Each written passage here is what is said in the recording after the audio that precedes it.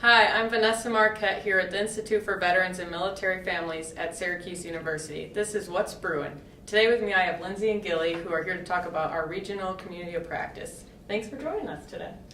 Thank you. So what is the regional community of practice and how will it change how we serve veterans and military families? So with America Serves, we already have a national community of practice that brings together all 17 of our communities. And they're also working already at their local level. America Serves is about getting the right person to the right service in the quickest amount of time, making it easier for veterans and their families to navigate that care and that service. It is that extension of helping those who have taken off their uniform and are going back into communities, because we know that the answer lies in communities. It doesn't lie in a federal agency. They can help, but the answer is in our communities. What was kind of missing was that regional layer.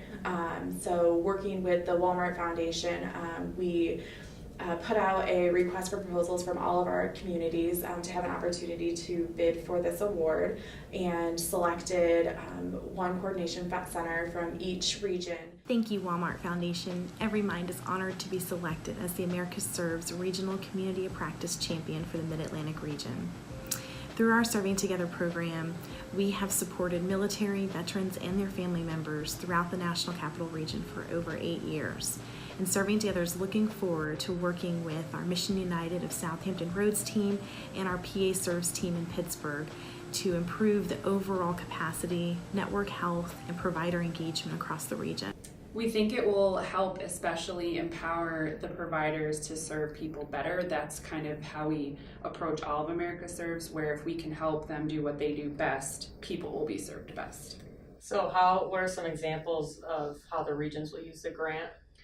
Right now, they're working on reaching out to all the providers in their regions to solicit ideas for what they think would be most important to them for professional development.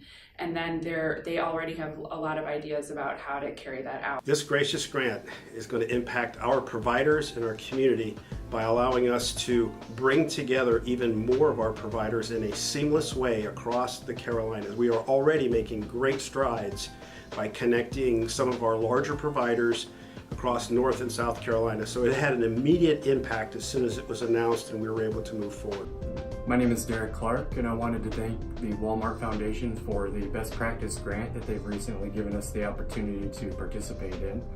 We look forward to partnering better with the community members and building a strong network of professionals who can serve the veteran population here better. We can already see some of the exciting work happening around the region. So what are some other ways this award will help America Serves in the rest of the country?